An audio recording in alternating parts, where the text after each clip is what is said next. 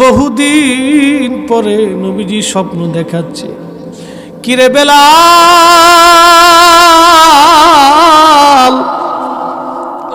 আমার সাথে কেমন জুলুম তুমি শুরু করছো বেলাল? কতদিন তুমি আমার জিয়ারতে আসো না রে বেলাল? আয় আয়, আমি নবীর জিয়ারতে আয় বেলাল, কতদিন হলো তুমি আসো না বেলাল?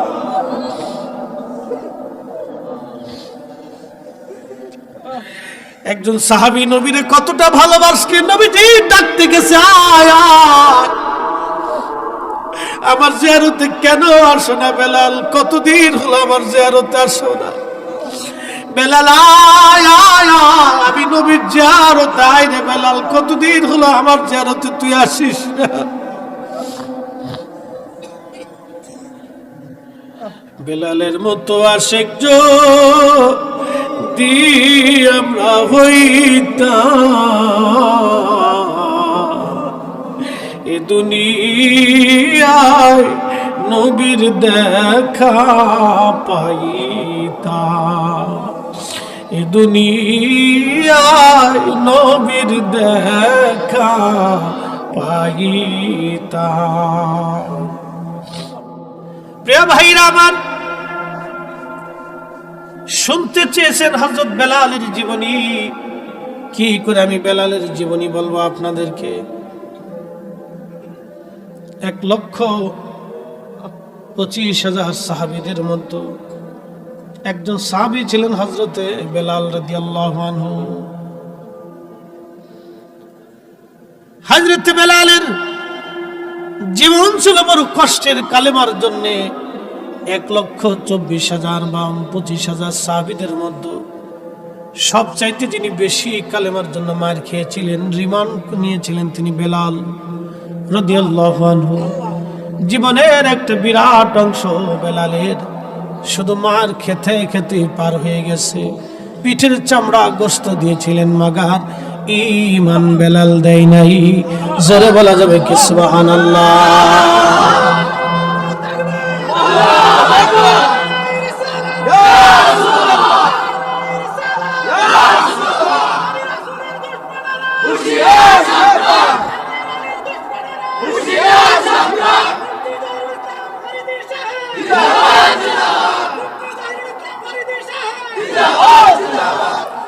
আমি জানি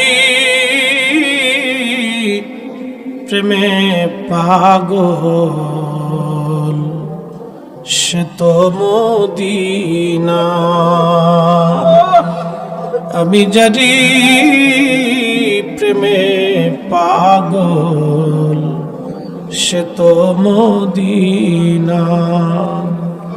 প্রেমানলে পুরে মরি, প্রেমানলে পুরে মরি, ওহে রব্বানা।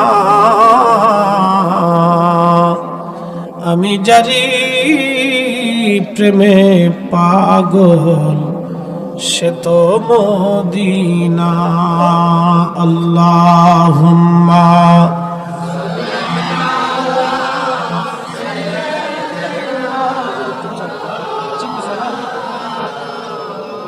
মুহাম্মাদ ওয়ালা আলি।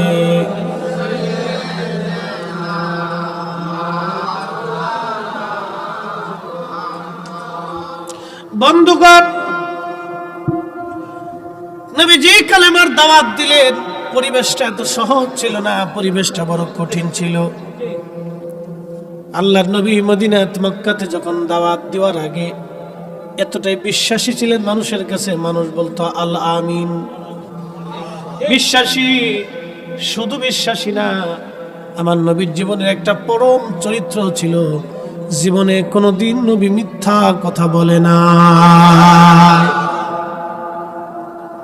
কিন্তু আমরা উম্মত হওয়ার হামেশা মিথ্যা বলি। কথা ঠিক কিনা?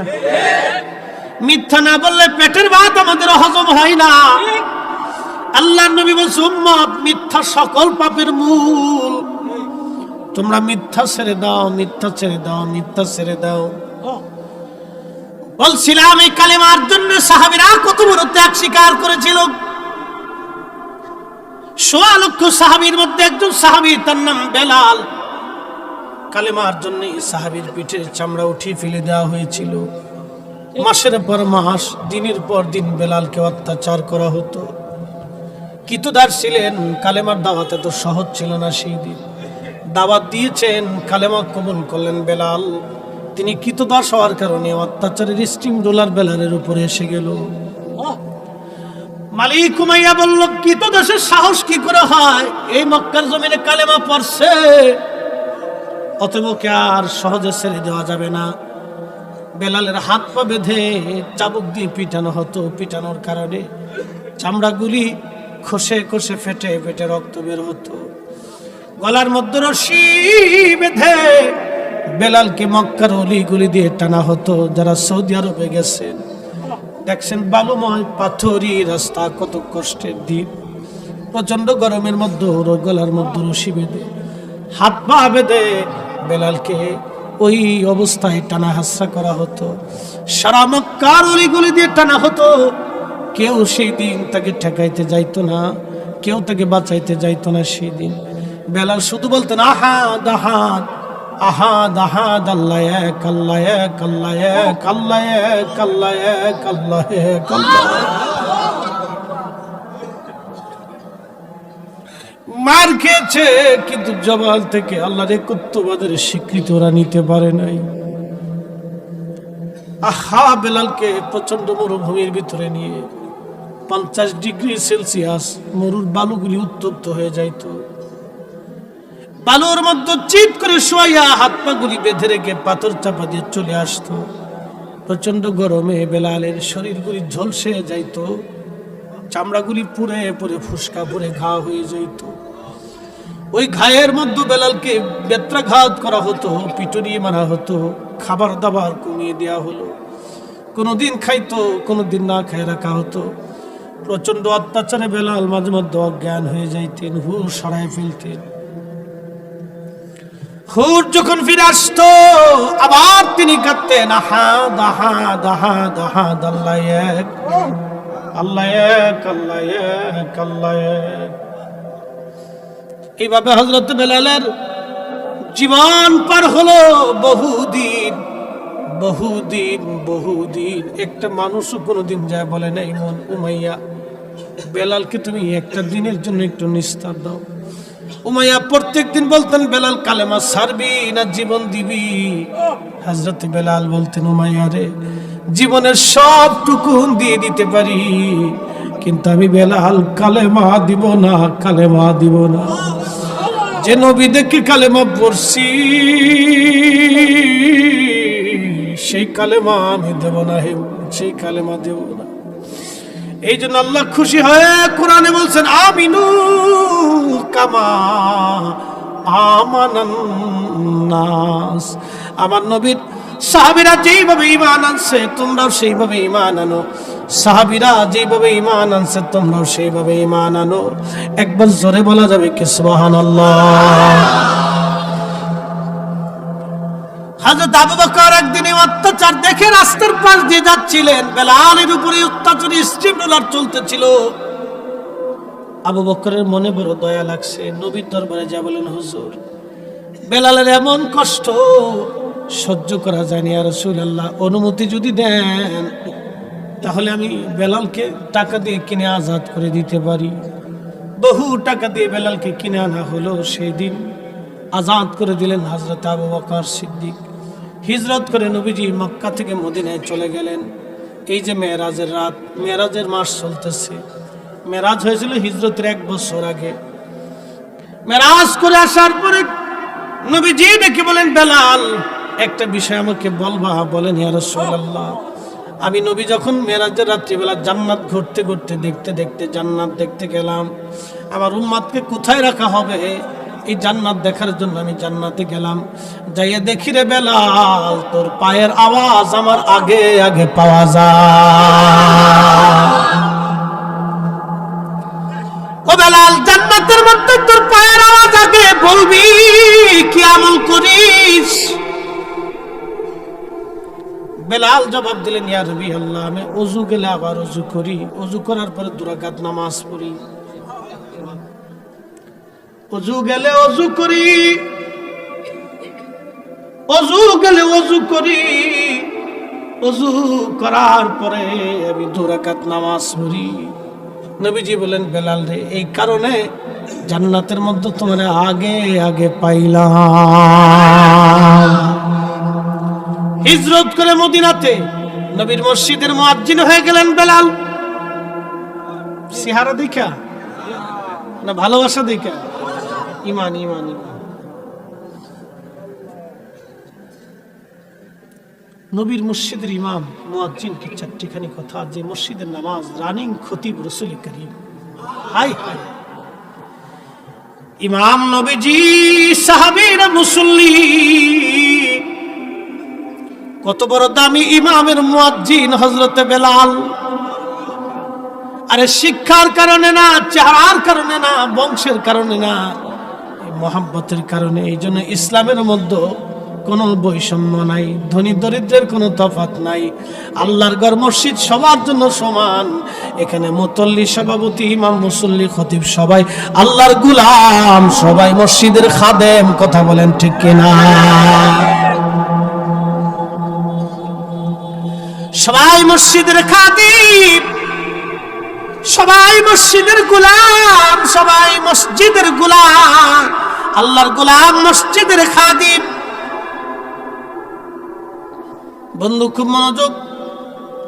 আল্লাহর নবী আযান দিচ্ছে, বেলাল আযানের মধ্যে ভুল হয়,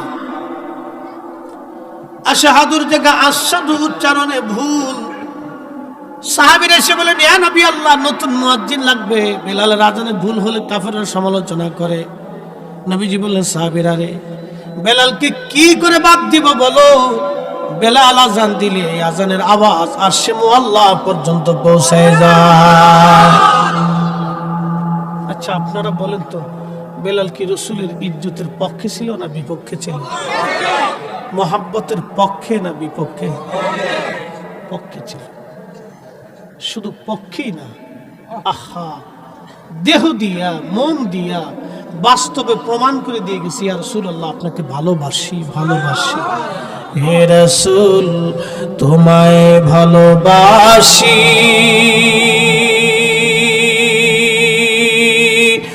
অন্তরে শুধু, মুখে নয়, জান্নাতের আশায় নয়। হে রাসূল, জাহান্নাম কেউ ডরি না, তোমায় পাওয়ার আশায় মন ছুটে যায় মদিনায়, তোমায় পাওয়ার আশায় মন ছুটে যায় মদিনায়।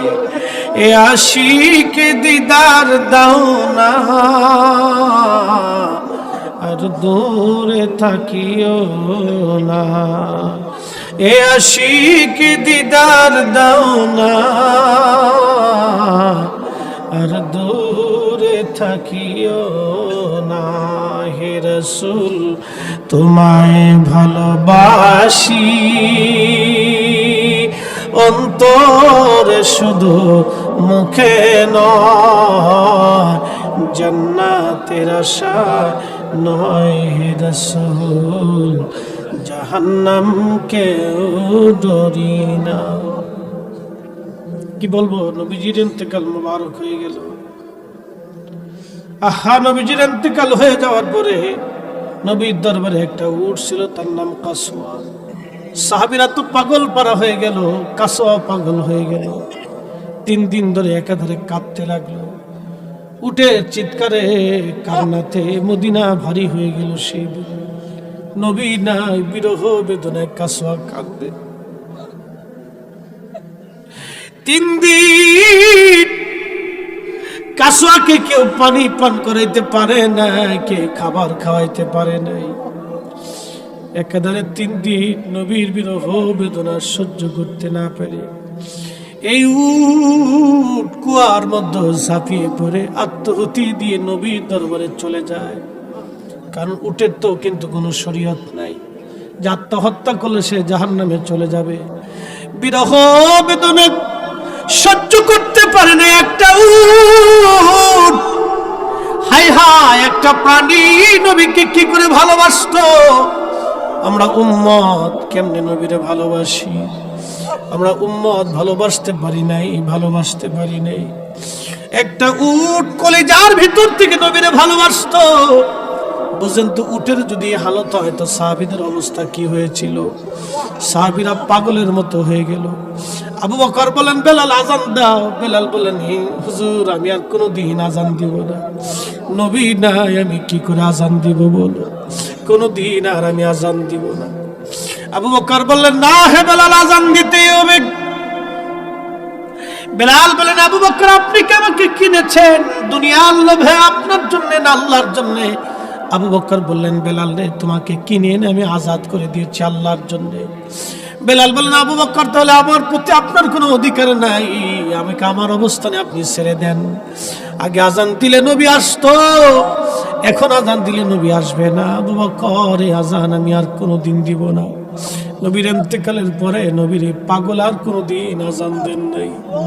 চলে গেলেন সিরিয়াতে।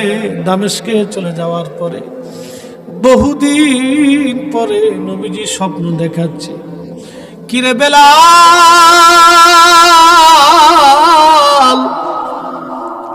আমার সাথে কেমন জুলুম তুমি শুরু করছো বেলাল।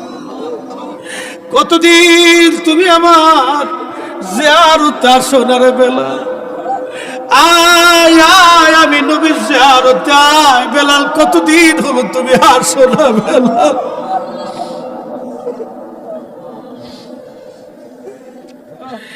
একজন সাহাবী নবীরে কতটা ভালোবাসে, নবীজি ডাকতে গেছে, আয় আয়,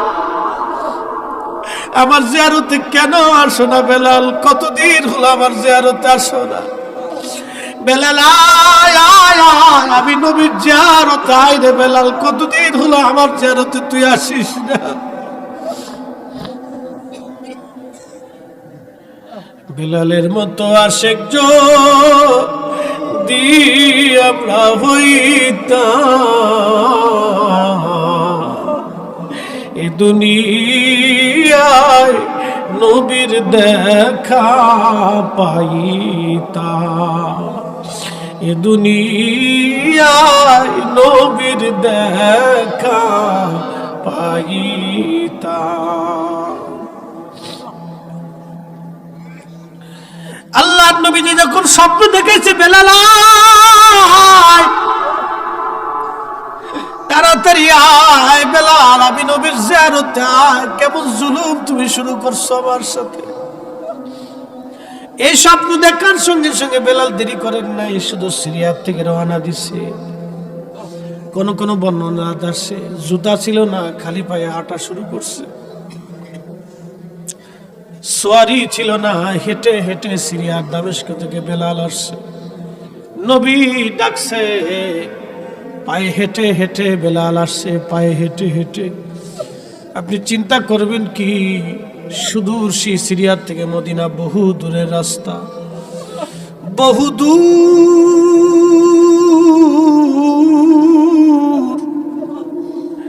পায়ে হেঁটে হেঁটে নবীর পাগল মদিনাতে আসছে। রওজা শরীফের জালি মোবারকের মাথা ঠেকায় বেলাল কাঁদতেছে। কেঁদে কেঁদে হয়রান, হুজুর আসতে বলেছিলেন, এই গোলাম হাজির হয়ে গেছে। নবী গো, আসতে বলেছিলেন, আমি আসছি, আমি আপনার জিয়ারতে আসছি। নবী গো, আসছি।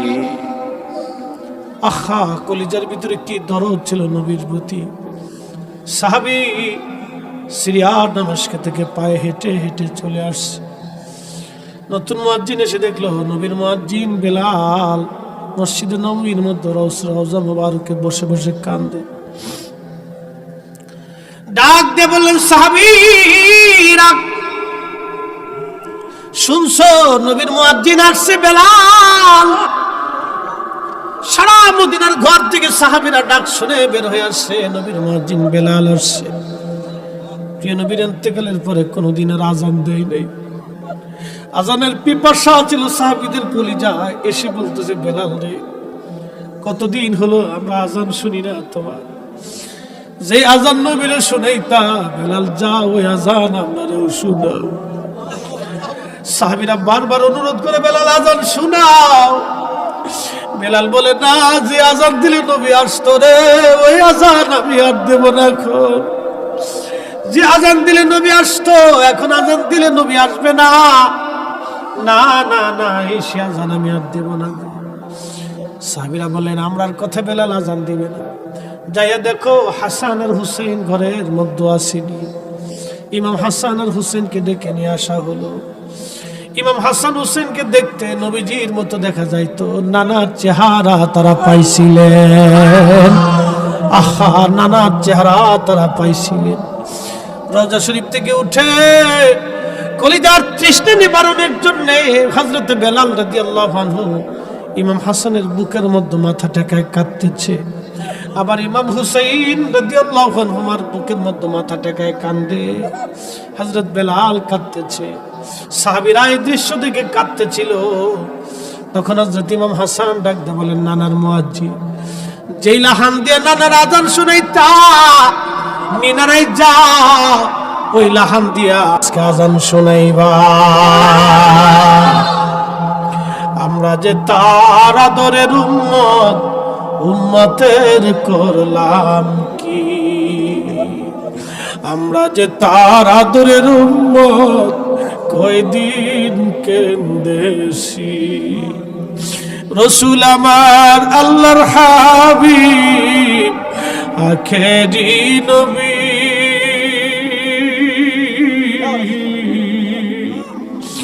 আমরা যে তার আদরের উম্মত, কয়দিন কেন্দেছি।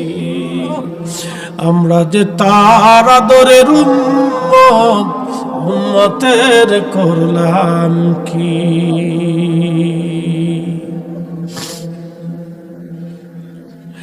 হযরত বেলাল একটা দৌড় মারছে। ইমাম হাসান বলছে, আর দেরি নাই, নবীর তাওহীদ বলছে। ইমাম হাসান বলছে, আর দেরি করেন নাই। যে বনু নাজ্জার গোত্রের মহিলা আর ছাদের উপরে দাঁড়ায় বেলাল আজান দিতেন, দৌড়ে ছাদের উপরে উঠলেন, আজান শুরু করলেন হযরত বেলাল। আল্লাহু আকবার, আল্লাহু আকবার। আজান দেওয়ার পরে সারা মদিনার থেকে সাহাবীরা ঘর থেকে বের হয়ে দৌড় মারছে। বুঝি নবী বুঝি আসছে, মনে হয় নবী বুঝি ফিরে আসছে। আল্লাহু আকবার, আল্লাহু আকবার। মদিনার ঘর থেকে বৃদ্ধরা পর্যন্ত বের হয়ে দৌড় মারছে। আশহাদু আল্লা ইলাহা ইল্লাল্লাহ, মহিলারা বাচ্চা কাচ্চা নিয়ে দৌড় মারছে। বুঝি রে মদিনায় নবী ফিরে আসছে। আর লাহানের প্রয়োজন, বেলালের লাহানের প্রয়োজন, নবীর দেওয়া ফয়েজ এতই মধুর ছিল রে, এতই মধুর, এতই আকর্ষণ ছিল রে, মদিনার মানুষ আর স্থির থাকতে পারে নাই, পাগল পারা হয়ে গেছে। আশহাদু আল্লা ইলাহা ইল্লাল্লাহ। মদিনার সমস্ত মানুষেরা কেঁদে কেঁদে হয়রান। সারা মদিনার মানুষ ডুকরে ডুকরে কাঁদতেছে। নবী বুঝি ফিরে আসছে রে, নবী বুঝি ফিরে আসছে। পাগল পারা হয়ে গেল মদিনার মানুষগুলি, নবী বুঝি ফিরে আসছে রে। আমরা যে তার আদরের উম্মত, কয়দিন কেন্দেছি। আমরা যে তার আদরের উম্মত, উম্মতের করলাম কি? রসুল আমার আল্লাহর হাবিব, আখেরি নবী,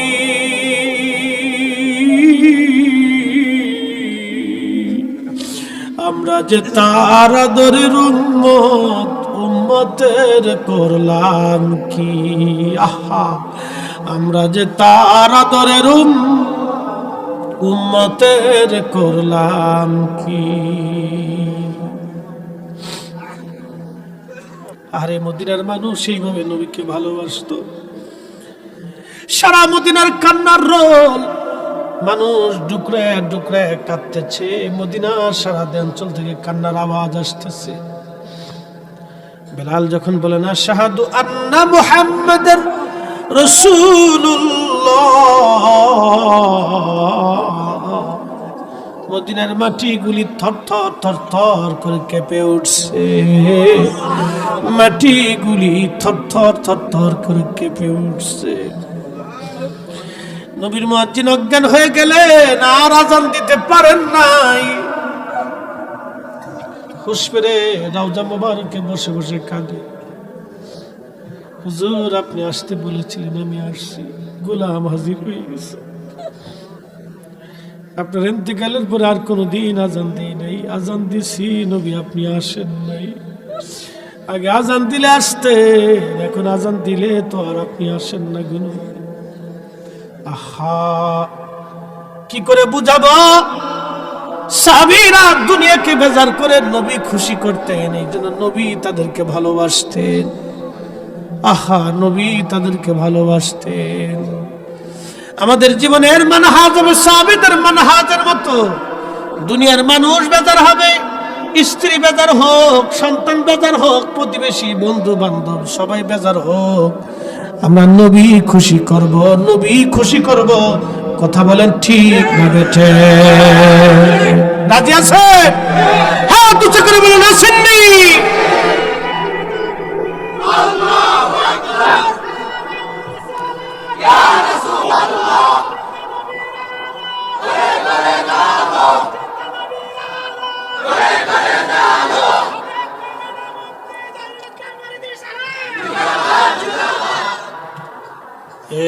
সবজ গম্বদ বলে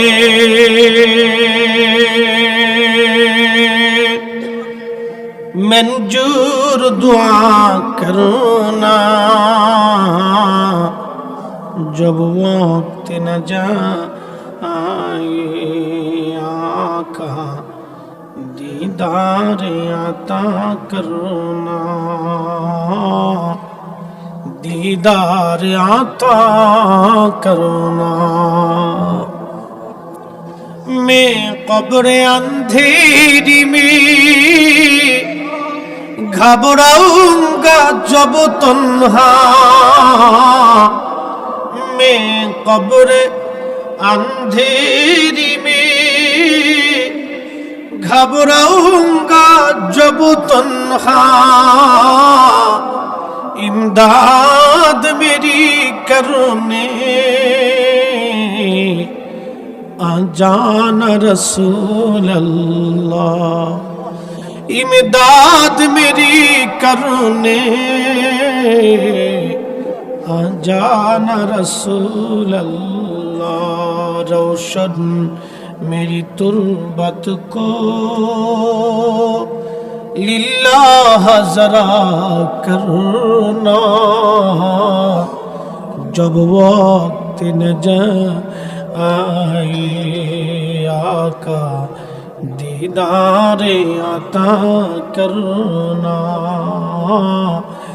दीदार आता करना, दीदार आता करना।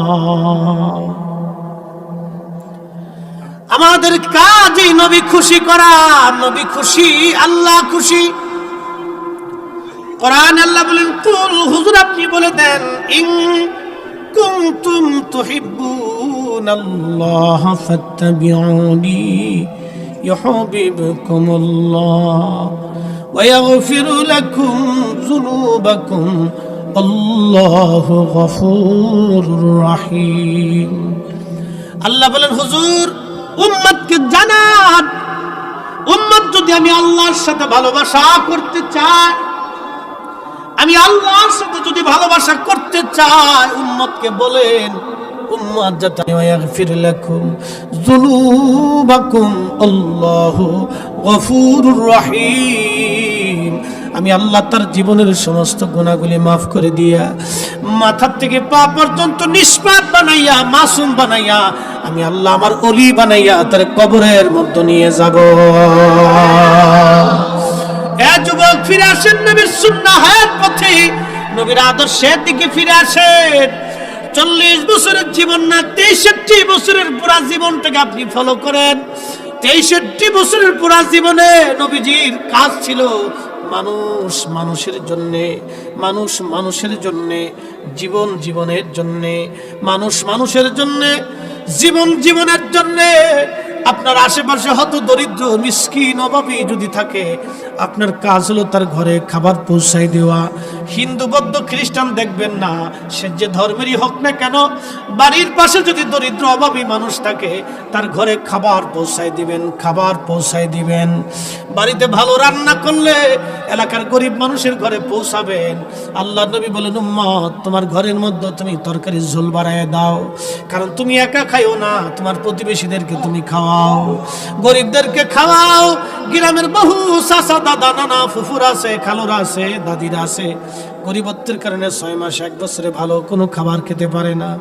আপনার ঘরে খাবার রান্না হলে বাটি ভরে টিফিন কিনি ভরে তাদের ঘরে পৌঁছান, অথবা তাদেরকে ডেকে এনে ঘরের মধ্যে খাওয়ান। আমার আল্লাহর আরশে মুআল্লা খুশি হয়ে যাবে, আমার মালিক আল্লাহ খুশি হয়ে যাবে। আপনার ঘরে কোনোদিন অভাব আসবে না, আপনার বাচ্চাদের রিজিকের অভাব আসবে না।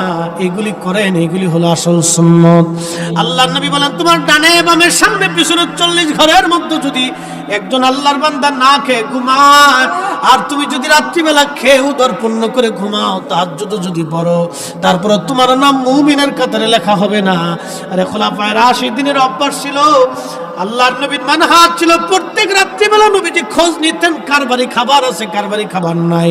আপনারও কাজ হলো আপনি খোঁজ নিবেন কার বাড়ি খাবার আছে, কার বাড়ি খাবার নাই। এগুলি খুঁজে খুঁজে তার বাড়িতে যে খাবার পৌঁছাবেন, ঈদের কাপড় চোপড় পৌঁছাই দিবেন। সামনে ঈদ আসবে, রমজান আসবে, দান সৎকা যদি আপনি করেন গোপনে গোপনে তার বাড়িতে যে পৌঁছাই দিবেন। বাড়িতে ডেকে এনে মানুষ দেখানোর জন্য দান করবেন না, রাত্রিবেলা গোপনে গোপনে সন্ধ্যাবেলা তার বাড়ি পৌঁছাই দিয়ে আসবেন। এই দান হলো অরিজিনাল দান। এই দান করলে আল্লাহ খুশি হয়। মানুষ দেখানো দানের 4 পয়সাও দাম নাই। কথা বলেন ঠিক কিনা? নবীর অরিজিনাল আদর্শ যেন আমরা কবুল করি। বাপ, আমি অসুস্থ মানুষ, আমাদের দরবারে 3 দিন অনুষ্ঠান হয়েছে, প্রচুর মানুষের ঝামেলা। লাস্টের দিন বয়ান শেষ করার পরে মানুষ এইভাবে আমার ধরছে যে মনে হচ্ছিল আমার হাত ছিঁড়ে নিয়ে যাবে একটু মুসাফা করার জন্য। তো বুঝলাম যে মানুষ ভালোবাসে। তো যাই হোক, এই তারপরে খাওয়া দাওয়া তো বুঝতেছি না, অনিয়মের কারণে ঠিক মতো খাইতে পারিনি, এই অসুস্থতায় ধরে ফেলছে। তো যাই হোক, আমি আর লম্বা সময় দেবো না, আপনারা যেটা চাইছিলেন এটা পাইছেন। তা আমার জন্য দোয়া করবেন যেন বহুদিন আমি আপনাদের খেদমতে রসুলের মহাব্বতে যেন তকরির করতে পারি। বাপ, হাতের মধ্যে কিচ্ছু নাই, আছে কিছু কিছু নামাজ নাই, রোজা নাই, জিকির নাই, ফিকির নাই। আরে আল্লাহর ওলিরা যেভাবে সারা রাত্র জিকির করছে, সোনাকান্দের মরহুম হুজুর কেবলা সারা রাত্র যেভাবে জিকির করছে, এইভাবে পারি আমরা? এই দুনিয়া ইখলাস আমাদের আছে নাই? বা আমাদের বুজুর্গানের দিন নিজের যত পীর মাশায়েখরা দুনিয়ার থেকে চলে গেছে, যেভাবে তেনারা এই যে সতরার হুজুর কেবলা সারা রাত্র আল্লাহ জিকিরে ফিকিরে কাটাইছে। আল্লাহু আকবার, আল্লাহ জিকির উনি করলে আসমান থেকে নূর চমকায়, নূর চমকায় নূর আসতো, মানুষ দেখতো যে নূর আসতেছে। এরকম ইবাদত আমাদের নাই। তো রসুল করিমের কান্দুবাড়ির কান্দুঘরের পীর সাহেব হুজুর, আহা, সারাটা জীবন আপনাদের এখানে খেদমত করে গেছে, সারা জীবন আপনাদেরকে দিশা দিয়েছেন, হকের দিশা দিয়ে হকের উপরেই ঘুমিয়ে গেছেন। মারহাবা বলবেন না ভাই? হকের দিশা দিয়ে হকের উপরে ঘুমিয়ে গেছে। মহাব্বত করবেন, মাঝে মধ্যে জিয়ারত করবেন, হুজুরের জিয়ারতে যাবেন, দোয়া করবেন, খুশি হবে। বাবা মার কবরে যাবেন, বাবা মা যাদের কবরে চলে গেছে প্রত্যেক দিন সকালে যাবেন, প্রত্যেক রাত আপনার গায়ের কাঁথা কম্বল মা ঠিক করে দিচ্ছে। গরমে ঘুমাইতে না পারলে আপনি ঘুমাইছেন, মা এসে আপনার বাতাস করছে। ছেলের বয়স 25, মা তখনও বাতাস দেয়। কি কথা বলেন ঠিক কিনা? আরে ছেলের বয়স 30, মা তখনও বাচ্চাটাকে বাতাস দেয়। বয়স 30, মার কাছে তখনও ছেলে খুকা, আহা, মা তখনও বাতাস দিছে। আজকে মা কবরে চলে গেছে, আপনি কবরের পাশেও যান না। আহা, আপনার মতো নিমক হারাম কি আছে বলেন তো? কে আছে আপনার মতো নিমক হারাম অপদার্থ? প্রত্যেক জুমাতে যাবেন, না গেলে প্রত্যেক নামাজের পরে দোয়া করবেন, আল্লাহ আমার আব্বা আমার বেহেশত দিয়ে দাও, রাব্বির হামহুমা কামা রাব্বায়ানি সগীরা। বাপ, এগুলি কাজে যাবে, এগুলি করবেন, যাবেন। পূর্বপুরুষদের কবরের পাশে যায় গোরস্থানে দাঁড়িয়ে যাবেন, খুশি হয়ে যাবে, দেখো আমার আওলাদ আসছে, আমার বংশের একটা প্রদীপ এসে গেছে, আমার জন্য দোয়া করতেছে, খুশি হয়ে যাবে। বাপ, আপনি তাদেরকে দেখেন না, কিন্তু তারা আমাদেরকে দেখে। কবর থেকে তারা আমাদেরকে দেখে, আমরা দেখি না। এই জন্য আপনাদের যুবকদেরকে অনুরোধ করব, প্রিয় ভাই, ফিরে আসেন, আল্লাহর দিকে ফিরে আসেন। 5 ওয়াক্ত নামাজ এটা যেন কখনো কাজা না হয়। বাপ, দুনিয়ার থেকে আমরা সবাই চলে যাব, মৃত্যুর পরে আল্লাহ পাক প্রথম হিসাবটা নামাজের জন্য নেবেন মেহেশরের মাঠে। বন্ধু, একটা কুত্তা যদি সারা রাত আপনাকে 2 বেলা খাবারের বিনিময়ে পাহারা দিতে পারে, ও 8 ঘন্টা ডিউটি করে, তাহলে আপনি কেন 1.5 ঘন্টা আল্লাহকে দিতে পারবেন না? আল্লাহ এত কিছু আপনাকে দিল, আল্লাহ এত কিছু আপনাকে দিল, আপনি 8টা ঘন্টা কেন আল্লাহকে দিবেন না?